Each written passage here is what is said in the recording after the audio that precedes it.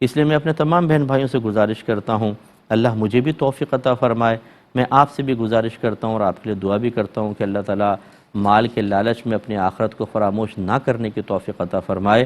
اور نصیحت ہماری یہی ہے کہ کبھی مال غیر کے اوپر نگاہ نہ رکھیں۔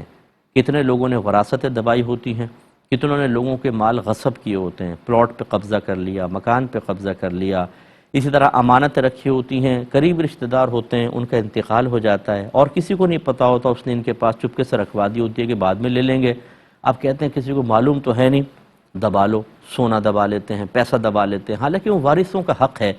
اسی طرح قرض لیتے ہیں، غائب ہو جاتے ہیں، دوسرے سٹی میں چلے گئے، دوسرے کنٹری میں چلے گئے، پھر پیسہ ہی نہیں دیتے ہیں۔ باہر کے ملکوں میں جیسے خاص طور پہ ایسا ہوتا ہے کہ لوگ جو ارننگ کرتے ہیں وہ پورا شو نہیں کرتے ہیں گورنمنٹ کے سامنے ٹیکس بچانے کے لیے۔ اب وہ کسی نے قرضہ مانگا، دے دیا،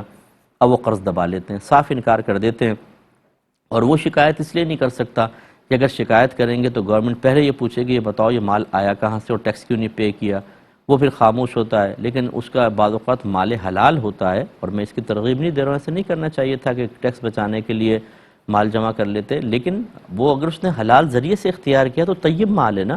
اور ہم نے اس لیے اس کا قبضہ کر لیا کہ یہ جا کے فریاد نہیں کر سکتا، کیا آخرت میں اس کا خمیازہ نہیں بھگتنا ہوگا؟ اسی طرح کام چوریاں کر کے ہم پیسہ بناتے ہیں، جھوٹ بول کے پیسہ بناتے ہیں، حرام کام کر کے شرابیں بیچ رہا ہے کوئی، ڈرگز بیچ کر پیسہ کما رہا ہے اور ناجائز طریقوں سے پیسہ کماتے ہیں، تو یہ مال کب تک رہے گا؟